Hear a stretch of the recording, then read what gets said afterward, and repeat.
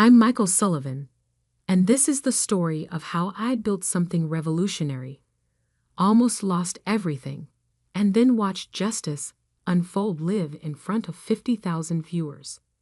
2 years ago, I founded Trust Chain Technologies with nothing but a laptop and an idea that could transform digital privacy forever. The concept was simple but powerful: a blockchain-based identity verification system that could make identity theft impossible while keeping personal data completely private. Most startups begin in garages. Mine started in a small coffee shop in Seattle, where I spent 18 months coding between shifts as a barista. Every spare dollar went into development. Every free moment was spent refining the algorithms that would become the foundation of SecurityID, our flagship product. The breakthrough came during a rainstorm at 3 a.m., when I finally solved the quantum encryption problem that had been haunting me for months. I remember calling my best friend and lead developer, Jenna, her voice groggy with sleep. "It works," I said, watching the successful test results scroll across my screen. "We can actually verify identity without exposing any personal data. Not even we can see it." "Holy shit," she whispered, suddenly wide awake. "We need to protect this now." She was right. I spent the next week documenting everything, timestamping each development milestone on multiple blockchain networks. It wasn't paranoia. In tech, your ideas are only yours if you can prove it. That's when Victor Stone entered the picture. Stone Ventures had a reputation for turning promising startups into billion-dollar companies. When Victor's office called requesting a meeting, it felt like winning the lottery. I spent 3 days preparing the pitch, making sure every detail was perfect. The meeting went better than I could have imagined. Victor immediately grasped the potential of SecurityID. "This could be bigger than anything in the digital identity space," he said, studying our prototype demo. "How much have you raised so far?" "Nothing," I admitted. "Been bootstrapping." He smiled, sliding a term sheet across the table. "Let's change that. 10 million, 25% equity stake. We'll take 2 board seats." The terms were fair, almost generous. I should have wondered why. For 6 months, everything was perfect. The investment allowed us to hire top talent, rent proper offices, and accelerate development. Victor became more than an investor. He was a mentor, guiding us through the complex world of Silicon Valley politics. "You're sitting on a gold mine, Mike," he'd say during our weekly meetings. "But timing is everything. We need to control the narrative." I didn't realize he meant that literally. The problem started when we prepared for beta testing. Victor insisted on using his development team for the final security audit. "Standard procedure," he'd assured me. "All our portfolio companies do it." But Jenna found something odd in the audit team's code commits. They weren't just reviewing. They were mapping our entire system architecture, documenting every component in unusual detail. "They're not auditing," she said, showing me the logs. "They're studying it, like they're planning to rebuild it from scratch." I confronted Victor during our next board meeting. His friendly mentor mask slipped for just a moment, revealing something cold underneath. "You're being paranoid, Mike," he said smoothly. "This is how professional companies operate. Unless you don't trust us." The threat was subtle but clear: cross us, and the funding stops. I backed off, but started taking precautions. Every night, I backed up our development logs to private blockchain nodes. Every code commit, every system change, every email, all encrypted and time-stamped where no one could alter them. Then came the day that revealed Victor's true plan. "We're restructuring the company," he'd announced during an emergency board meeting. The current leadership structure isn't optimal for our growth plans. The other board members, all Victor's people, nodded in agreement. Effective immediately, we're appointing a new CEO. Mike, you'll transition to a technical advisory role. Non-voting, of course. My own company, my own creation. They were taking it all. You can't do this. I started, but Victor cut me off. Actually, we can. Check your investment documents again. Carefully, this time. Hidden clauses. Triggered by specific conditions that Victor had carefully orchestrated over the past 6 months. They hadn't just planned this. They'd been positioning for it since day one. Don't fight this, Mike, Victor said later in his office. You're a smart kid, but you're in our world now. If you try to challenge us, you'll never work in tech again. Take the advisory role. Golden handcuffs aren't so bad. I stood there, mind racing through options. They had the legal right to remove me. Victor had made sure of that. They had the connections to blacklist me if I fought back.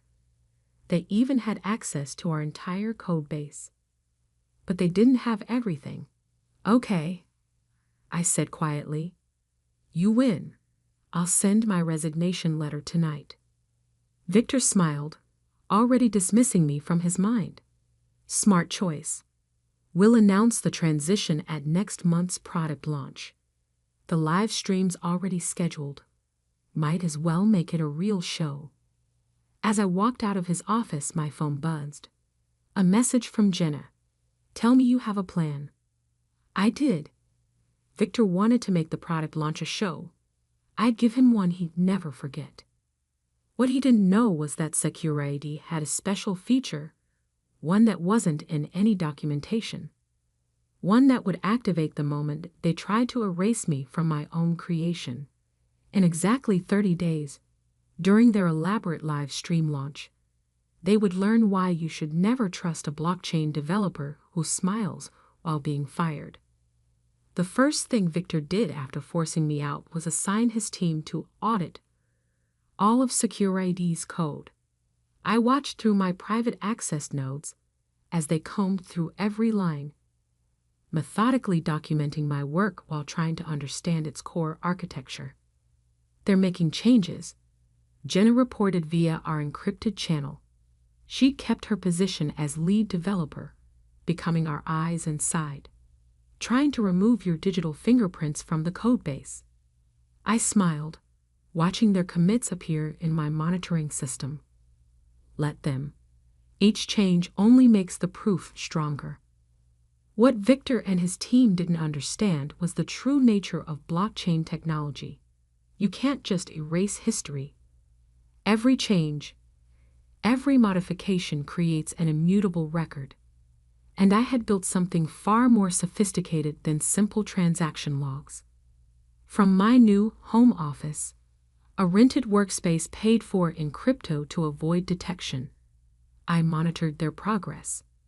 3 separate screens displayed different aspects of my counter strategy. Screen 1. The official trust chain repository where Victor's team worked to modify Secure ID. Screen 2. My private blockchain nodes, recording every change they made. Screen 3. The real system, the one they hadn't found. They've scheduled a major press event, Jenna messaged. Victor's going all out. Live stream, tech journalists, even some government officials interested in digital identity protection. Perfect. The bigger the audience, the better. 2 weeks after my resignation, Victor's team made their first major mistake. They tried to modify the core verification protocol, not realizing it was just a front end for the actual system. Getting error messages, Jenna reported. Their changes aren't propagating correctly through the blockchain. Of course they weren't. The real verification system was distributed across thousands of nodes, each containing fragments of my original code. Every attempt to centralize control only strengthened its decentralized nature. Then came an unexpected ally. Maria from the legal team reached out through a secure channel. "I've been documenting everything," she wrote.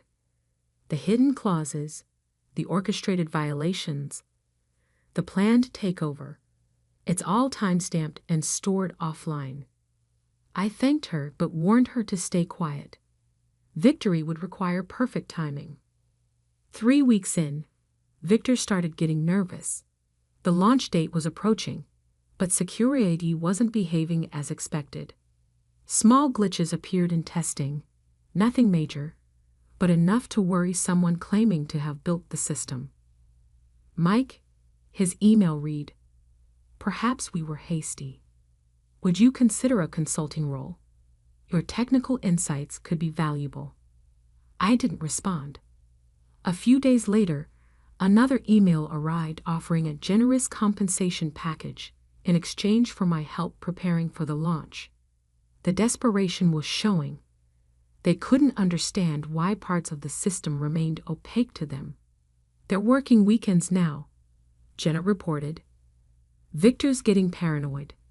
Keeps talking about unexpected behaviors in the verification protocols. He should be worried. Every change they made to try controlling the system only increased its autonomy. Like antibodies recognizing an invasion, the blockchain was learning, adapting, preparing for the moment of revelation." 1 week before the launch, I received an urgent message from David, our former head of cybersecurity, who'd quit in protest after my removal. "You need to see this," he wrote, attaching internal emails. "They're planning to announce a revolutionary breakthrough in blockchain security, taking full credit for your quantum encryption protocols." I checked my countdown timer. 7 days until the live stream. 7 days until SecurityID showed everyone its true capabilities. The final week was tense. Victor's team worked around the clock, trying to patch irregularities they'd created with their modifications. Each fix only made things worse, though they didn't understand why. The rehearsal was a disaster. Jenna reported 2 days before launch. Random identity verification failures. System kept referencing original protocols they can't find. Victor made one final attempt to reach me, this time through my old mentor from NIT. "Whatever you're planning, it's not worth destroying your career over. Take the settlement. Walk away." I sent a simple reply, looking forward to the live stream. The night before the launch, I checked my systems one last time. Everything was in place. Blockchain nodes, primed and synchronized. Proof of ownership, distributed and verified. Original development logs, timestamped and immutable. Victor's team's modifications, all documented and traced. "You sure about this?" Jenna messaged. "Once it starts, no stopping it." I finished. But that's the point of blockchain, isn't it? Immutable truth. I went to bed that night feeling strangely peaceful. Tomorrow, in front of thousands of live viewers and every major tech journalist, Victor Stone would learn the true meaning of decentralized control. My phone buzzed one last time. A message from Maria in legal. All evidence secured and backed up. Tomorrow will be interesting. Indeed it would. Victor wanted to make the product launch a show. He had no idea he'd be starring in a demonstration of blockchain's real power, the power to make truth unstoppable. The morning of the live stream, Trust Chain's homepage already showed over 40,000 people waiting for the event. Victor had marketed it perfectly. The future of digital identity was trending on every tech platform. I watched from my workspace as the stream began. Victor took the stage in a black turtleneck, clearly channeling his inner Steve Jobs. The camera work was professional, the staging immaculate. Behind him, massive screens displayed SecureID's interface. Today, Victor began, we revolutionized digital security forever. I checked my monitors. The blockchain nodes were synchronized, verification protocols running exactly as designed. Everything was ready. For too long, Victor continued, we've accepted the compromise between security and privacy. Today, Trust Chain Technologies ends that compromise. The irony of him talking about trust wasn't lost on the thousands watching. Soon, they'd understand just how much. Let me demonstrate, Victor said, moving to a terminal. We've developed a quantum encryption system that makes identity theft impossible. I watched the viewer count climb past 50,000. Perfect timing. The first sign that something was wrong came when Victor tried to initiate the demonstration. The system responded differently than in rehearsal. Verifying system integrity, SecureID announced, its AI voice echoing through the auditorium, detecting unauthorized modifications to core protocols. Victor's smile flickered. This wasn't part of the script. Initiating blockchain verification sequence, the system continued. Analyzing ownership records. The massive screens behind Victor shifted, displaying a real-time blockchain explorer. Thousands of nodes lit up, each containing fragments of SecureID's true history. What you're witnessing, the AI explained to the stunned audience, is a demonstration of immutable proof of ownership and development history. Victor tried to interrupt, but his terminal access was already locked. On screen, the blockchain explorer showed transaction after transaction, each timestamped and verified. Original concept documentation, development milestones, code commits, even Victor's emails planning the takeover. Quantum encryption breakthrough attributed to Victor Stone, the AI announced. Verifying claim invalidated. Displaying original development records, the screens filled with my early work, time-stamped proofs from 18 months before I had ever met Victor, showing the evolution of the encryption protocol. System detecting attempted unauthorized transfer of intellectual property rights, the AI continued, initiating truth verification protocols. That's when the real show began. Every screen in the auditorium started displaying evidence, the hidden contract clauses, the orchestrated violations, the carefully planned theft of my company, all preserved immutably on the blockchain, impossible to deny or erase.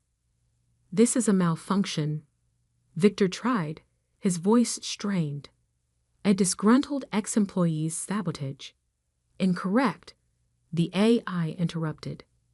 This is SecureID functioning exactly as designed, protecting digital identity and ownership through immutable proof.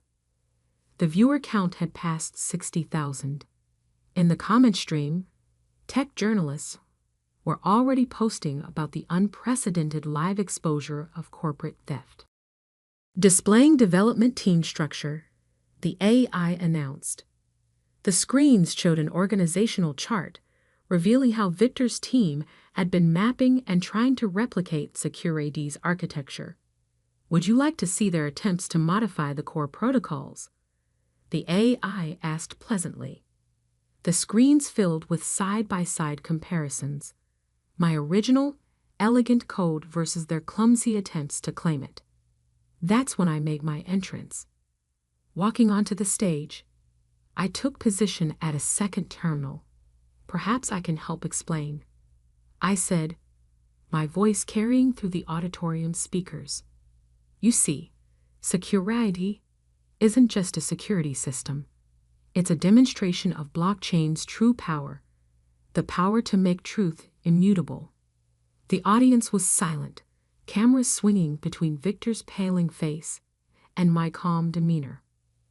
Every change your team made, I continued, typing commands that displayed more evidence. Every attempt to erase my work only strengthened the proof of original ownership. That's the beauty of blockchain. You can't change history without leaving evidence. This is illegal, Victor sputtered. You'll never work in tech again? I finished. Actually, according to these ownership records, verified across thousands of nodes, I still own 51% of Trust Chain's intellectual property. Your attempted hostile takeover triggered an automatic blockchain-based reversion of rights. On screen, legal documents appeared showing exactly that. Maria from legal had done her work well. Ladies and gentlemen, I addressed the now massive online audience. You came to see a demonstration of unbreakable digital identity protection. Instead, you witnessed something more valuable, proof that in the blockchain era, truth cannot be stolen, erased, or controlled by anyone. The next hours were a blur. Victor was escorted out by security. The board convened an emergency session. By evening, major tech news outlets were running stories about how blockchain technology had exposed and prevented corporate theft in real time. 1 year later, Trust Chain is thriving under my leadership. Secure ID has become the industry standard for digital identity protection, trusted because we proved its integrity in the most dramatic way possible. Victor? He's facing SEC investigations and multiple lawsuits. Turns out we weren't the first startup he tried to steal, just the first with immutable proof. Sometimes late at night, working on new protocols, I think about that live stream. About Victor's face when he realized what was happening. He thought he was stealing a security system. But what he really did was trigger the most sophisticated truth verification protocol ever created. The irony? If he'd been honest, I would have happily collaborated with him. But he chose deception, forgetting the fundamental nature of blockchain. In a decentralized world, truth will always find its way to the surface.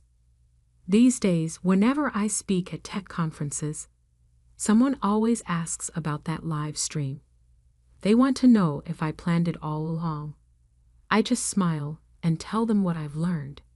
In the age of blockchain, the best defense isn't just code. It's creating systems where truth is truly unstoppable. Because sometimes, the quiet developer isn't just building a product.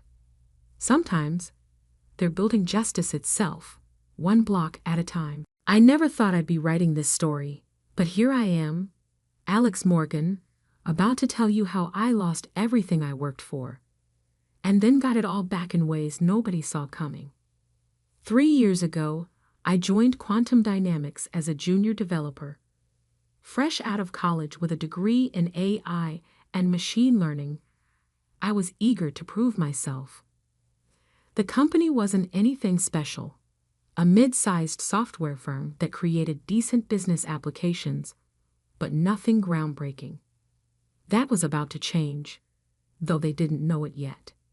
My boss, Richard Blake, was what you'd call a corporate survivor, 20 years in the industry without creating anything significant, but somehow always managing to be near success when it happened. He had a talent for taking credit for other people's innovations. I just didn't know that when I started. Keep it simple, Morgan, he'd always say, reviewing my code. We're not trying to reinvent the wheel here. But that's exactly what I was doing, just not during office hours. Every night, after my regular work was done, I stayed late in my small cubicle, working on something that had been brewing in my mind since graduate school, an AI system that could predict and prevent cyber attacks before they happened. Not just basic threat detection, but true predictive defense, using advanced neural networks and quantum computing principles. I called it Guardian. The name was simple, but what it could do was revolutionary. While other security systems reacted to threats, Guardian could see them coming. It learned, adapted, and evolved faster than any attack could develop. But more importantly, it could do something no other system could. It could understand intent. My breakthrough came during a late-night coding session, fueled by energy drinks and determination. I figured out how to make the AI recognize patterns in human behavior before they manifested into actual cyber threats. It wasn't just reading code, it was reading people. "You're here late again, Alex," our security guard, Mike, would say during his rounds. "Working on something big?" "Just some personal projects, Mike," I'd reply, careful to minimize my screens. Mike was friendly, but I'd learned to be cautious. In tech, ideas are more valuable than gold. I wasn't being paranoid. I'd seen what happened to other developers who shared too much too soon. Their ideas mysteriously appeared in projects led by senior staff, their contributions forgotten. For months, I refined Guardian in secret, using my own equipment, my own time. The company's network was my testing ground, though nobody knew it. Every attempted intrusion, every potential breach, Guardian caught them all, quietly, without anyone noticing. I documented everything meticulously, storing backups in multiple secure locations. I knew I'd need proof someday. Then came the day that changed everything. I'd finally completed Guardian's core architecture. It wasn't just good, it was revolutionary. Independent tests showed it could prevent 99.9% of cyber attacks before they even began. The remaining 0.1%, those were caught and neutralized within microseconds. I decided it was time to show Richard. Despite his flaws, he was still my boss. And I thought he'd recognize the potential and help me bring it to market the right way. I scheduled a meeting for a Thursday morning, brought in my laptop, my documentation, everything needed to demonstrate Guardian's capabilities. Richard listened, his expression unreadable as I walked him through the system. "This is interesting," he said finally, leaning back in his chair. "How long had you been working on this?" "About 2 years," I replied. "I've got all the development logs, test results." "Using company resources?" he interrupted. "No, sir. This was all done on my own time, my own equipment. I have records." He held up his hand, stopping me. "Send me everything. All the documentation, all the code. I'll need to review it properly." Something in his tone should have warned me, but I was too excited, too proud of what I'd created. I sent him everything that evening, even stayed late to answer his questions. He seemed genuinely interested, asking about implementation, scalability, market potential. I went home feeling optimistic. Finally, my work would be recognized. Finally, I'd make my mark in the industry. The next morning, I couldn't log into my work computer. System access denied. The screen read. I tried again. Save message. My phone buzzed. An email from HR requesting my immediate presence in their office. Walking down that hallway, past my coworkers' curious stares, I still didn't understand what was coming. Richard was there, along with Susan from HR and 2 security guards. On the conference room table was a stack of papers. "We've reviewed your activities, Morgan," Richard began, not even offering me a seat. "You violated your employment contract by developing competing software using company resources." "What?" "No, I didn't. I have proof." "We've found evidence on your work computer," he continued as if I hadn't spoken. "Code fragments, development logs, all during company time." My blood ran cold. He planted evidence. While reviewing my work, he'd been setting me up. That's not possible, I started, but Susan slid the papers toward me. This is your termination notice, she said, not unkindly, and a reminder of your non-compete agreement. The company retains all rights to any intellectual property developed during your employment. You can't. I began, but Richard cut me off. I can and I have. He smirked. You're just a junior developer, Morgan. Did you really think you could create something like this on your own? Security will escort you out. Don't bother taking anything from your desk. Company property. I stood there, mind racing. 2 years of work, my breakthrough, my future, all being stolen in broad daylight. But as I looked at Richard's smug face, something inside me calmed. He thought he'd won. He thought he'd seen everything. He hadn't. What Richard didn't know, couldn't know, was that Guardian had a special protocol buried deep in its core. A protocol that would activate exactly 30 days after any unauthorized attempt to modify its base code. And knowing Richard, he wouldn't be able to resist putting his own stamp on my work. I gathered my personal belongings under the guard's watchful eyes. As I walked out of the building, I heard Richard already on the phone.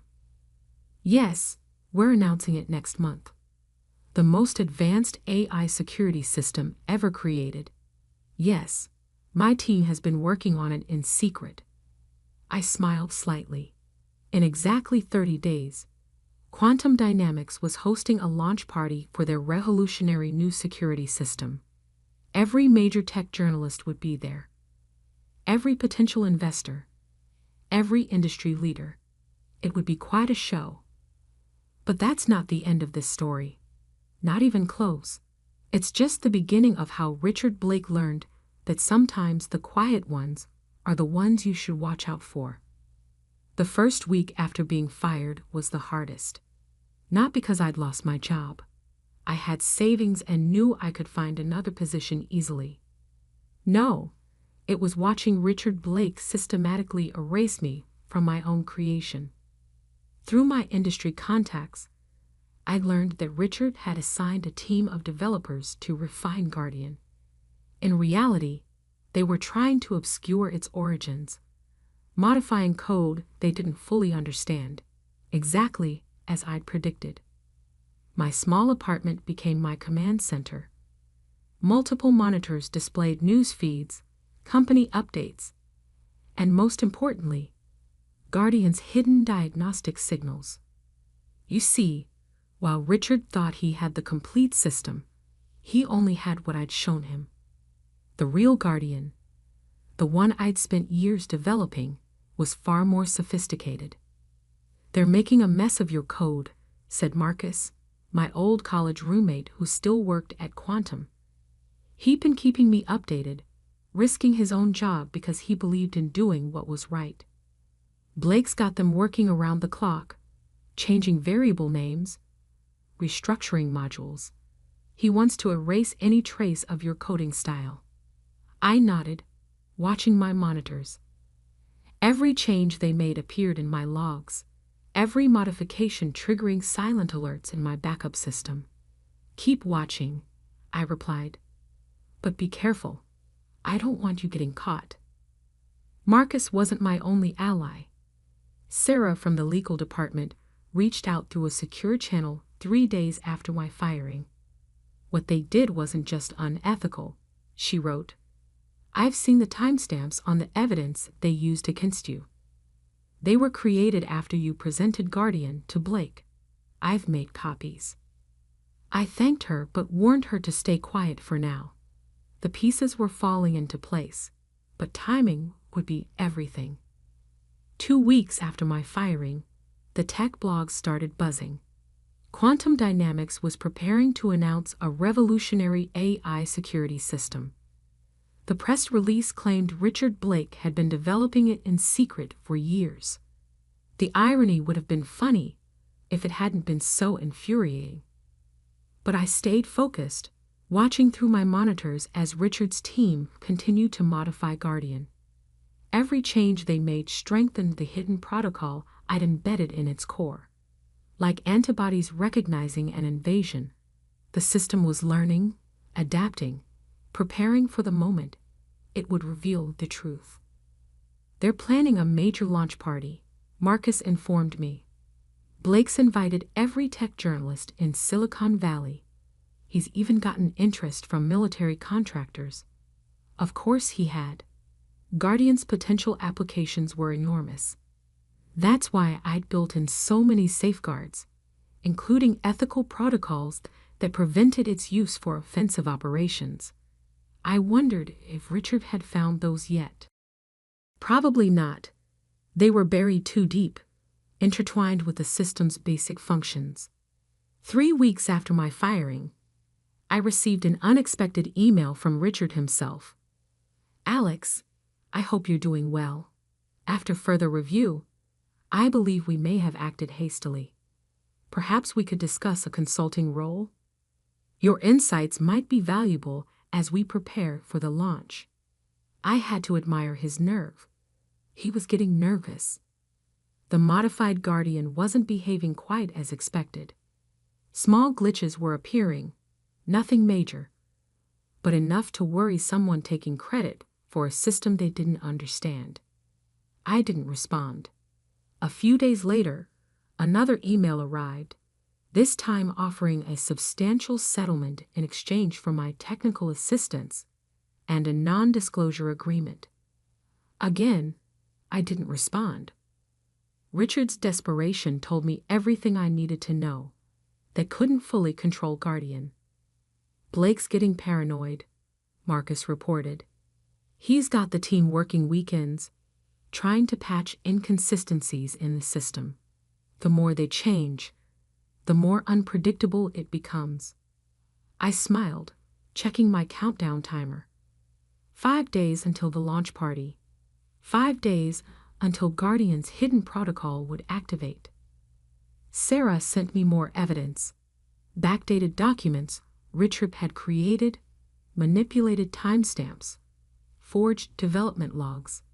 "I've secured copies off-site," she wrote, "just in case." The final week was the hardest.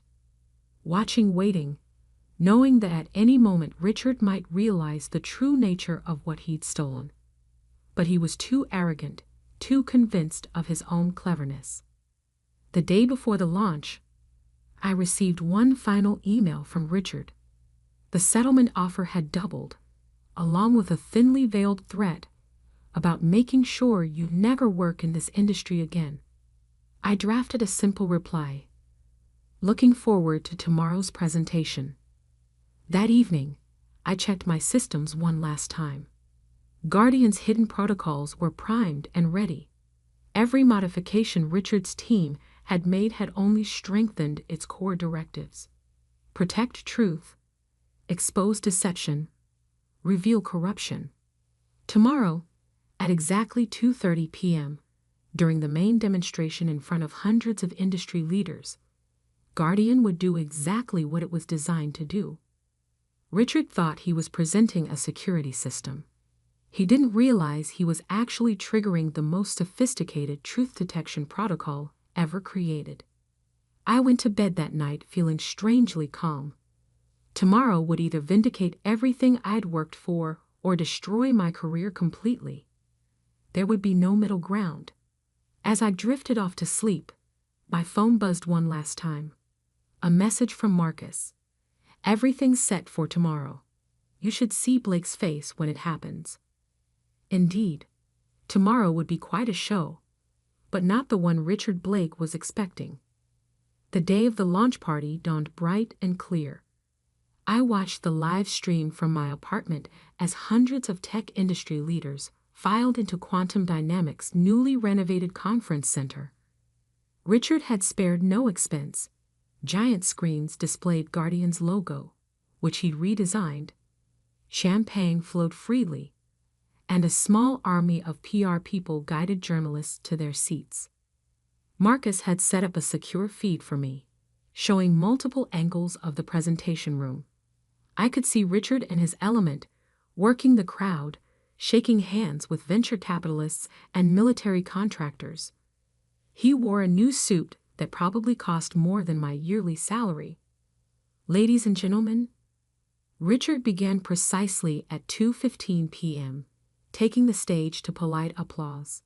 Today, quantum dynamics revolutionizes cybersecurity forever. I checked my monitors.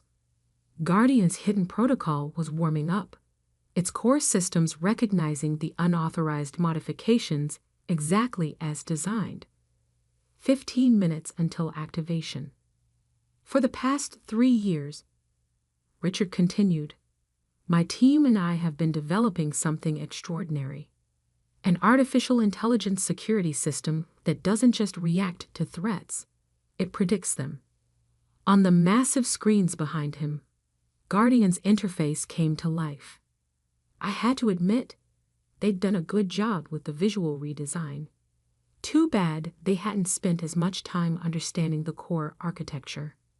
Allow me to demonstrate, Richard said, moving to a computer terminal. We've prepared a simulated cyber attack. 10 minutes until activation. My phone buzzed. A message from Sarah. Board members all present. Military contractors too. Even the SEC is here. Perfect. Richard was in his element now, showing off Guardian's basic features. The system smoothly deflected his simulated attacks, drawing appreciative murmurs from the crowd. Of course, it worked perfectly. I designed it to handle threats far more sophisticated than these demonstrations. 5 minutes. But the real breakthrough, Richard announced, is Guardian's ability to learn and adapt. Watch as it recognizes patterns and... A small alert appeared in the corner of his screen. He faltered for just a moment, then continued, trying to minimize the window.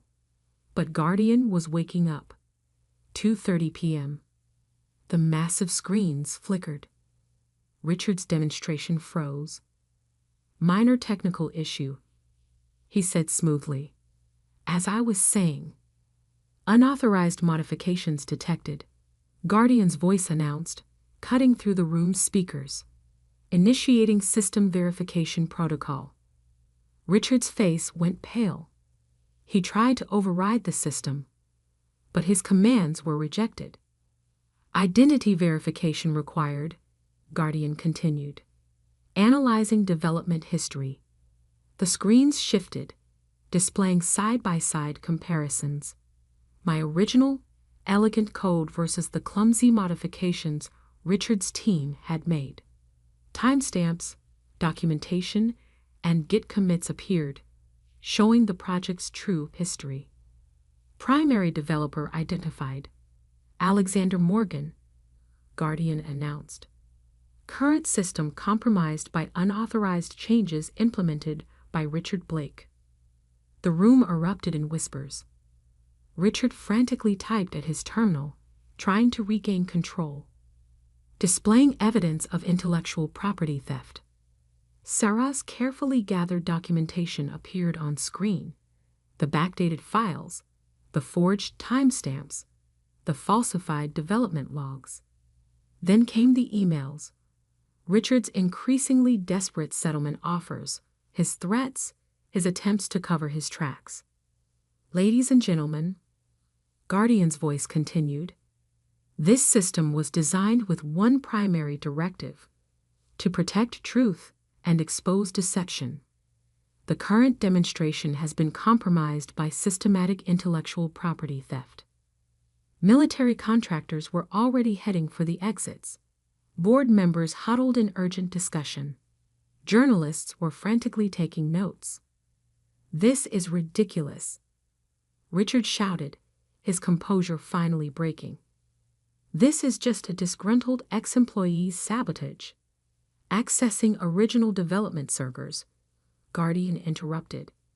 The screens filled with video footage from my late-night coding sessions, security logs showing my access patterns, original design documents with my digital signatures.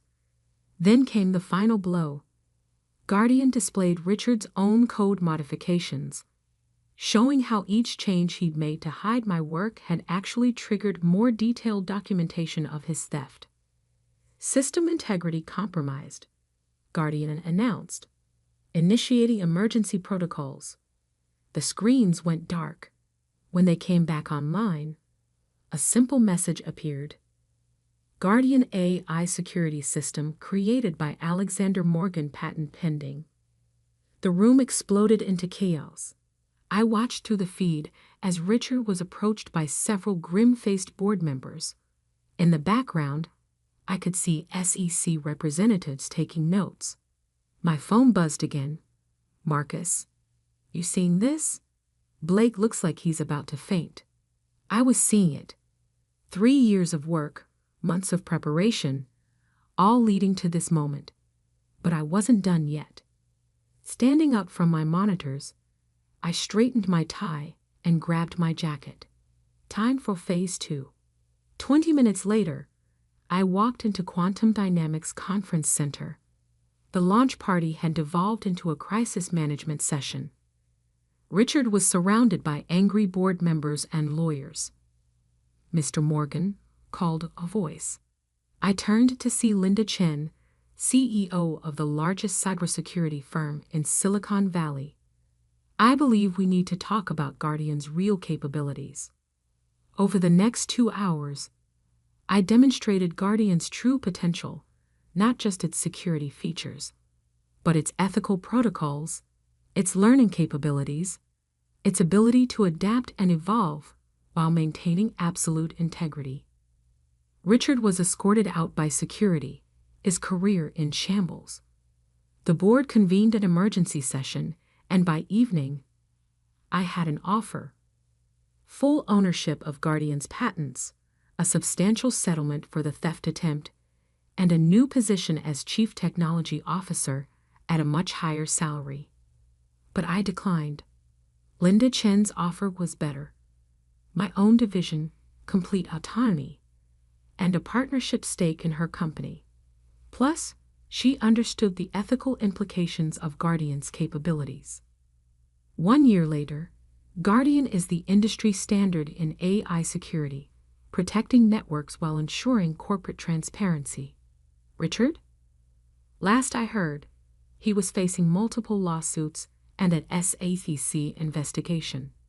Turns out Guardian wasn't the only project he'd stolen over the years. Sometimes, when I'm working late at my new office, I think about that launch party. About Richard's face when he realized what was happening. He thought he was stealing a security system, but what he really did was trigger the most sophisticated truth detection protocol ever created. The irony? If he'd just been honest, I would have worked with him to develop Guardian properly. But he chose deception, and in doing so, he armed my creation against himself. These days, companies use Guardian not just to protect against external threats, but to ensure internal integrity. Every time it catches someone trying to steal credit for another's work, I smile, remembering Richard's face at that launch party. Because sometimes the best security system isn't just about protecting data.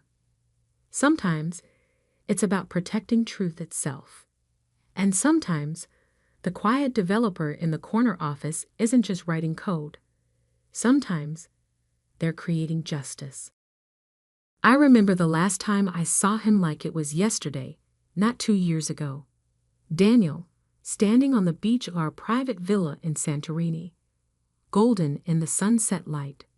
He turned, smiled that crooked smile I'd fallen in love with, and said he was going for one last swim before dinner. "Don't be long," I called from my lounge chair. "We have reservations at 8. "I won't," he promised. "Love you, Emma." I watched him wade into the Mediterranean, strong strokes carrying him out past the breakers. Then I dozed off in the warm evening air. When I woke, the sun had set and Daniel was gone. His clothes still lay neatly folded on the sand. His wedding ring sat on top, catching the last light of day. But my husband of 4 days had vanished. The Greek police searched for weeks. They found nothing. No body. No signs of foul play. Just a tragic honeymoon drowning, they said. These things happen. The current was strong that night. He must have been pulled out to sea. I didn't believe it. Daniel was an expert swimmer. He'd grown up on the California coast, spent summers lifeguarding. But what other explanation was there? His twin brother James flew out to help with the search, to handle arrangements when hope faded. He looked so much like Daniel it hurt to be near him. Same dark hair and green eyes, same height and build. But James was quieter, more serious. Where Daniel had been all charm and easy laughter, James was contained, careful. "I'm sorry," he'd said when the police finally called off the search. "I know how much he loved you." Did he? Sometimes I wondered if anyone had really known Daniel. Even me, his wife of exactly 4 days. Now 2 years later, I sat across from James in a coffee shop, staring at the letter that had shattered everything I thought I knew about my marriage. "When did you get this?" My voice sounded strange to my own ears. "Yesterday." James looked as shell-shocked as I felt. It was forwarded from my old address. Postmark is from Brazil. I read the letter again, Daniel's familiar handwriting swimming before my eyes.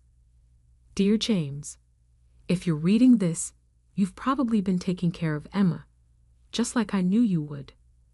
Always the responsible twin, cleaning up my messes. Well, here's one last mess for you. I'm not dead, obviously. But I needed everyone to think I was. You see, I'd gotten myself into some trouble. The kind that doesn't go away with a few apologetic phone calls and borrowed money. The kind that ends with broken kneecaps, or worse. I know what you're thinking. Why get married then? Why drag Emma into it? Truth is, I needed her. Or rather, I needed her money. That trust fund she inherited from her grandmother. Well, let's just say it came in handy. Don't worry. I left enough to raise the baby. Oh yeah, surprise. Emma's pregnant. About 6 weeks along when we left for Greece. She probably doesn't know yet. Take good care of them both. It's the least you can do, considering you've been in love with her since the day I introduced you. Consider this my last gift to you, brother. The woman you love and the family you always wanted. All yours. Try not to hate me too much. Daniel." My hands shook as I set down the letter. How did he know? About the baby, I mean. I didn't find out until after. "He must have seen the test results," James said quietly. "You went to the doctor just before the wedding, remember?" I nodded slowly. The routine physical my insurance had required before adding Daniel to my policy. He'd gone with me, been so attentive. "He planned it all," I whispered. "The whole thing. The wedding, the honeymoon location. He knew exactly what he was going to do." "Emma?" James reached across the table, then pulled back. "I'm so sorry. I had no idea he was. That he would. Use me? Steal my money? Fake his own death?" The numbness was wearing off, replaced by a rage so pure it scared me. "Did you know about his trouble? The people he owed money to?" James shook his head. He'd been distant the last few years. Moving around a lot, never staying in one place too long. But he seemed different with you. Settled. Happy, I thought. He laughed bitterly. "I thought you changed him." "No one changes Daniel," I said, the truth of it hitting me fully. "He just changes masks." My son Lucas chose that moment to stir in his stroller beside me. Almost 18 months old now, he was the spitting image of his father. of both his father and his uncle. Same dark hair, same green eyes, same dimple in his left cheek when he smiled. James looked at Lucas, pain crossing his features. He's right about one thing. I have been in love with you. Since that first dinner when Daniel brought you home. Stop. I held up a hand. I can't deal with that right now. He nodded, understanding as always. James had been my rock these past 2 years, helping with the baby, handling Daniel's estate, making sure Lucas would know stories about his father. Only they were all lies. Every memory, every story, every moment of grief, based on a carefully constructed fiction. What do you want to do? James asked quietly. About Daniel? The money? The fact that my entire marriage was a con? I laughed, the sound edged with hysteria. I have no idea. We should go to the police. And tell them what? That my dead husband sent a letter confessing to fraud. That he's alive somewhere in Brazil. They'll think we're crazy. We have proof. The letter, the postmark, and there must be a trail. Bank records, travel documents. No. I said it more sharply than I intended. No police. Not yet. First, I want answers. Emma, he stole 2 years of my life, James. Made me grieve for him while he was probably living it up on my money. Made me tell our son his father was dead. My voice broke. I want to know why. Really why. Not just the excuse he put in that letter. It's too dangerous. If he really was in trouble with the kind of people who break kneecaps, then I'll be careful. I met his concerned gaze. Will you help me? He sighed, running a hand through his hair just like Daniel used to do. You know I will.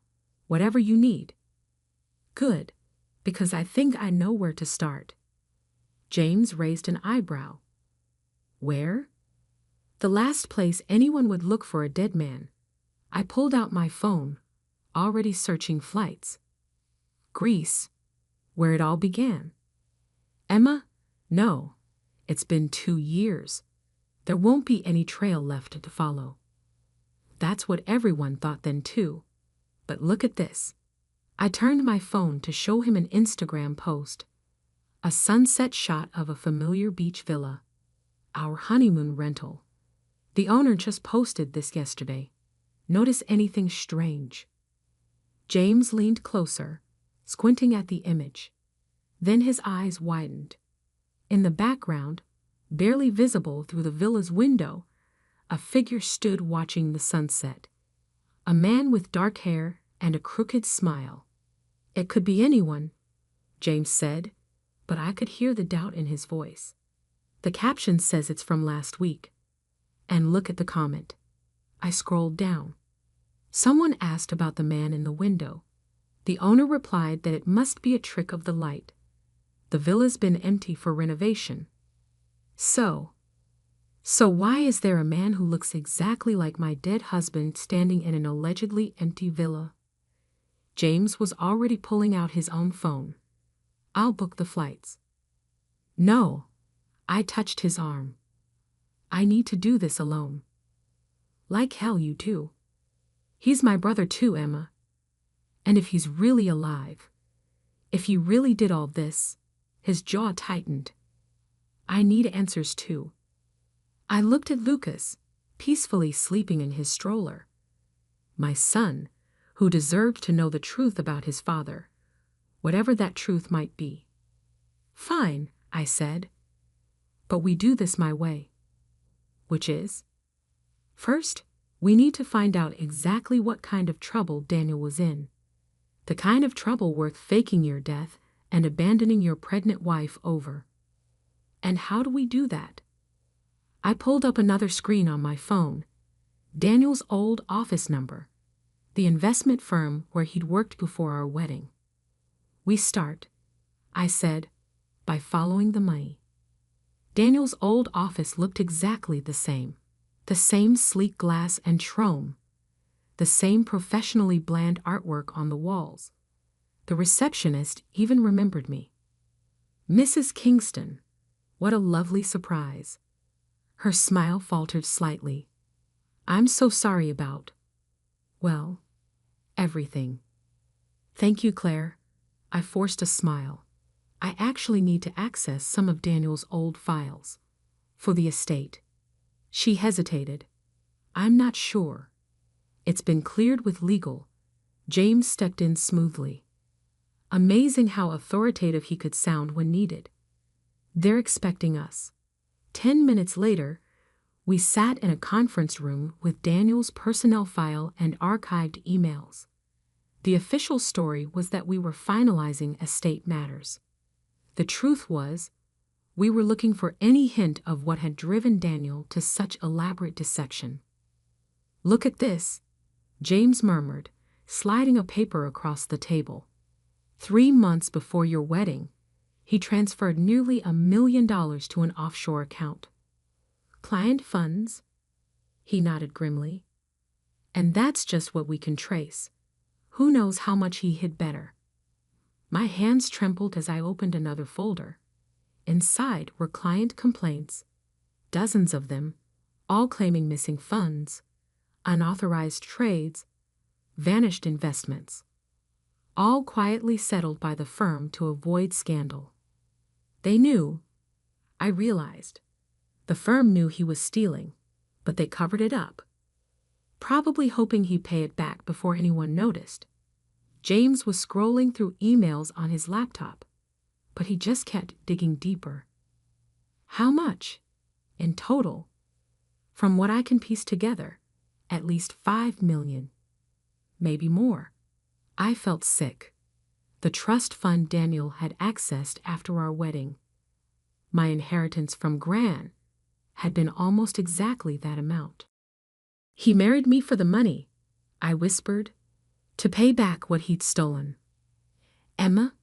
James reached for my hand, then stopped himself. Always so careful with boundaries, even now. No, it's fine. I need to face this. I squared my shoulders.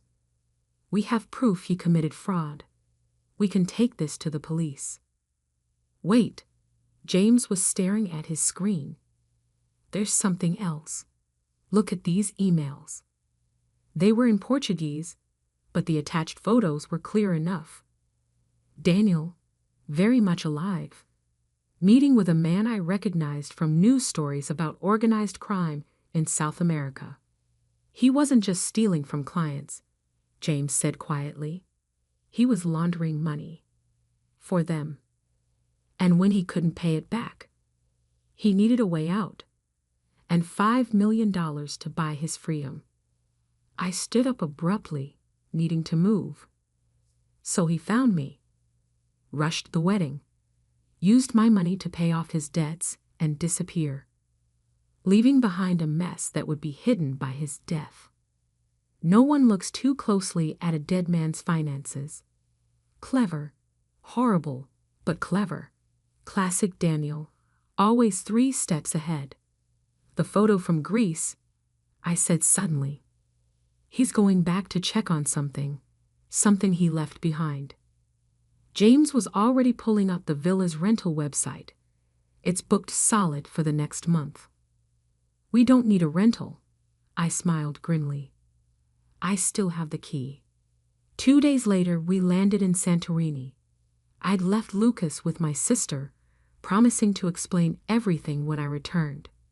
The familiar white buildings and blue domes felt surreal now, tainted by memories of my fake honeymoon.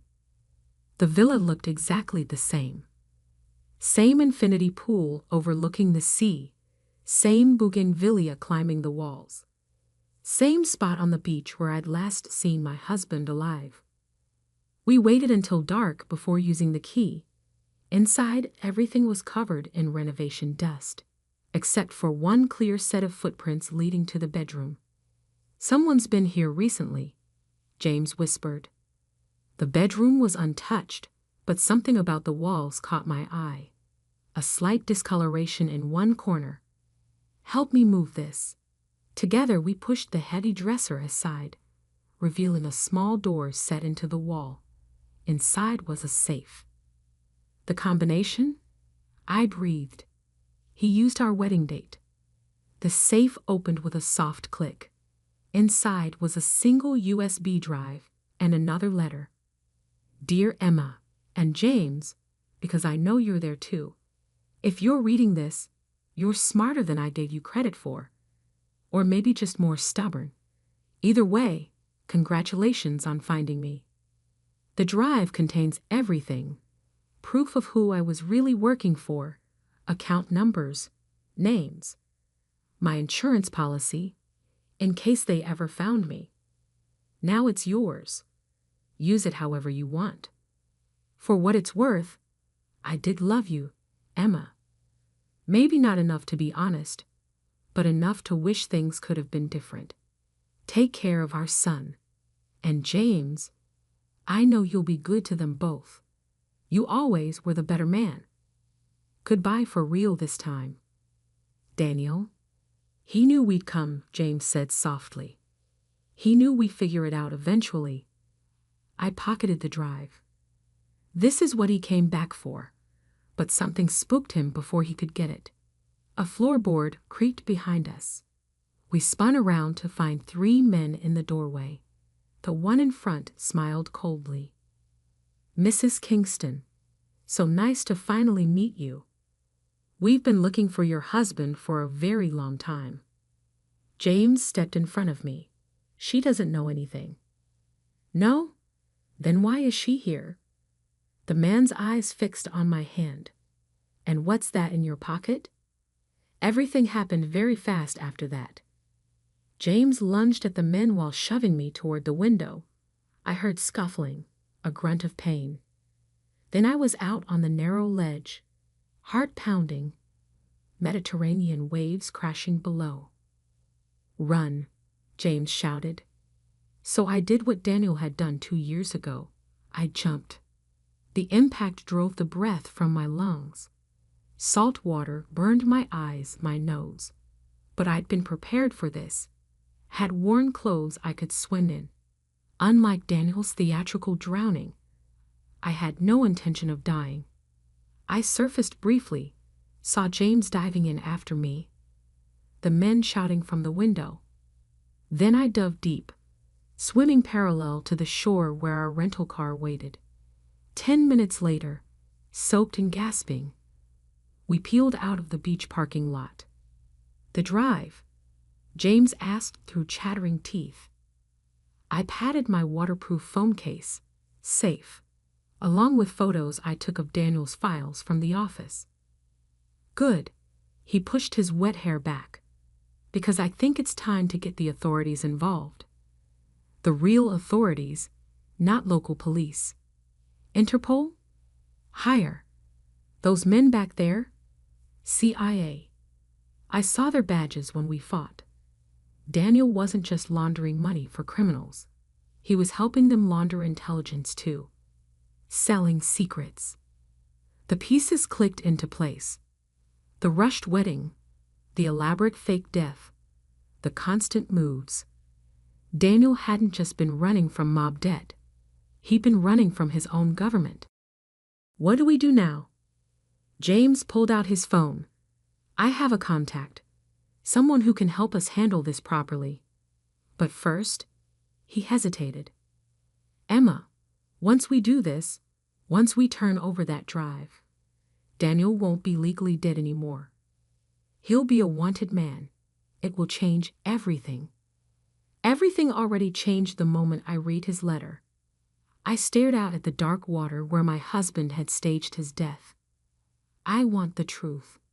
All of it. Whatever that means. 6 months later, I sat in my living room watching the news. Daniel's face filled the screen. A grainy surveillance photo from Argentina, where he'd finally been arrested. The headline scrolled beneath. "International Man and UNT Indies. FUGITIVFI ANCIERNCUSTODUI. Lucas played on the floor nearby, too young to understand that his father wasn't just a sad story anymore, but a real person who would spend many years in prison. James came in from the kitchen carrying coffee. He'd moved in 3 months ago, officially to help with security while the case unfolded. Unofficially, well, some things take time to acknowledge. They're transferring him back to the U.S. next week, he said, sitting beside me. Are you sure you want to see him? I nodded. I need to. For Lucas's sake, if nothing else. His father may be a criminal, but he deserves to know where he comes from. And what about you? What do you need? I turned to look at him. This man who was identical to my husband in every physical way, yet completely different in all the ways that mattered. Who had helped me uncover the truth, even knowing it would hurt. Who loved my son like his own. I need time, I said honestly, to process everything, to figure out who I am beyond Daniel's victim or Lucas's mother. You have time, he said softly, as much as you need. On the screen, they showed the villa in Santorini, now a key piece of evidence in an international investigation. The beach where it all began and ended. The water that had swallowed one life and given me another. Lucas toddled over, holding up his favorite book. Story? I pulled him into my lap while James began to read. My son snuggled against me, secure in the simple truth of being loved. Someday, he would learn the complicated truth about his father. But for now, this was enough. This quiet moment, with the people who had helped me find my way back from Daniel's lies to something real. You okay? James asked softly when Lucas had fallen asleep. I thought about Daniel's letter, about his last gift to his brother. He'd been right about one thing. James was the better man, but he'd been wrong about everything else. My life hadn't been stolen or given away. I'd rebuilt it myself, with help from someone who understood that real love isn't about deception or dramatic gestures. It's about showing up, day after day, choosing honesty even when it hurts. Yeah, I said, reaching for James's hand. I'm okay. Sometimes the deepest betrayals lead us to the truest connections. Sometimes what looks like an ending is really a beginning in disguise. And sometimes, amid all the lies and complications, we find exactly where we're meant to be. The next week, I faced Daniel across a prison visiting room table. He looked older, tired, but still wore that crooked smile. I knew you'd figure it out eventually, he said.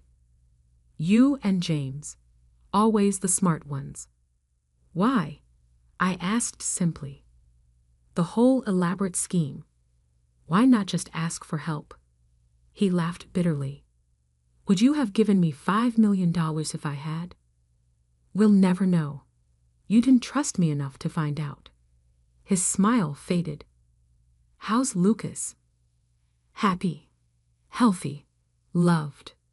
By James? By family. I stood up. Goodbye, Daniel. I'm not coming back. I really did love you, he called as I walked away, in my own way. I paused at the door. I know. But love without trust, without honesty, it's just another pretty lie. Outside, James waited by the car. You got what you needed? I looked at him, really looked at him. Same face as Daniel, but such different eyes. Eyes that had never lied to me. Yeah, I said. I did. We drove home to Lucas, to our complicated but honest life, to all the truths still waiting to be discovered between us. The future stretched ahead, uncertain, but real. And sometimes, that's the greatest gift of all.